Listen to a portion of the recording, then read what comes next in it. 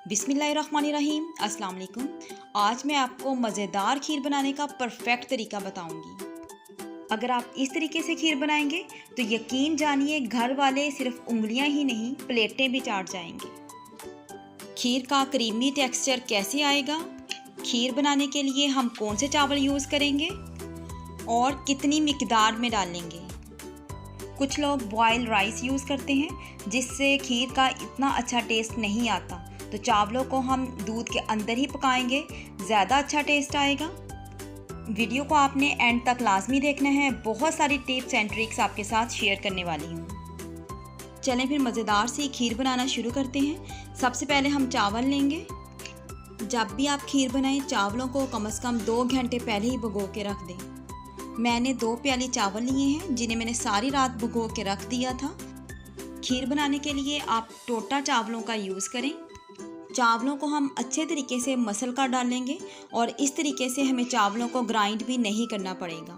खीर बनाने के लिए हमेशा नए चावलों का इस्तेमाल करें, पुराने चावलों की स्मेल खीर में अच्छी नहीं लगती। जब भी आप खीर बनाएं फुल फैट दूध लें, इससे खीर बहुत टेस्टी बनती है। मैंने 3 लीटर से ज़्यादा दूध लिया है जिसको अच्छे तरीके से गर्म कर लिया है और यहाँ पे मैं तकरीबन 4 से 5 छोटी इलायची दूध में शामिल कर दूँगी। इलायची शामिल करने से खीर बहुत ज़्यादा खुशबूदार बनेगी। इस रेसिपी में हम किसी भी किस्म का कोई पाउडर मिल्क नहीं शामिल कर रहे और ना ही कोई कंडेंस मिल्क, बल्कि खुले दूध से ही हम बहुत ज़बरदस्त खीर बनाएंगे। दूध को अच्छे तरीके से गर्म करने के बाद अब हम इसमें चावल शामिल कर देंगे। चावलों को मिक्स करेंगे और अब हम लो फ्लेम पर चावलों को पकाएंगे। लो फ्लेम पर चावलों को गलने दें, इससे हमारी खीर बहुत ज़बरदस्त और क्रीमी बनेगी। अक्सर हम चावल ज़्यादा डाल देते हैं और खीर एकदम थिक हो जाती है और दूध नज़र नहीं आता। चावल हमेशा कम डालें और दूध ज़्यादा, और खीर को हमेशा लो फ्लेम पर पकाएं। वक्फे वक्फे से चम्मच चलाते रहें ताकि खीर बॉटम से जल ना जाए। अब हमने लो फ्लेम पर खीर को पकाना है ताकि ये आहिस्ता आहिस्ता थिक होती जाए और साथ में हमने चम्मच भी चलाते रहना है।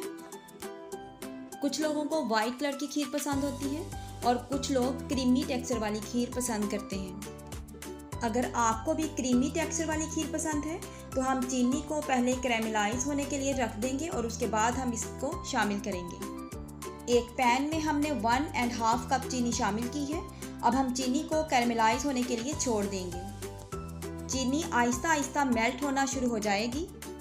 जब ये कम्प्लीटली मेल्ट हो जाए तो इसका बड़ा खूबसूरत सा गोल्डन कलर आ जाता है। इसमें थोड़ा सा पानी शामिल करें तो ये सख्त हो जाएगी, लेकिन थोड़ी देर के बाद ये मेल्ट हो जाएगी।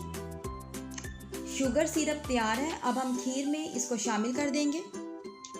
चीनी को इस तरह कैरेमलाइज करके शामिल करने से एक तो खीर का टेक्सचर और कलर बहुत खूबसूरत हो जाता है और दूसरा इसका टेस्ट भी बहुत ज़बरदस्त हो जाएगा।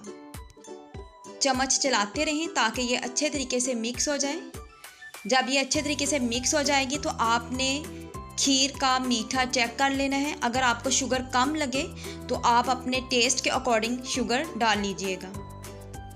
अब हमने एक पैन लेना है और उसमें 1 चम्मच देसी घी का शामिल कर देंगे।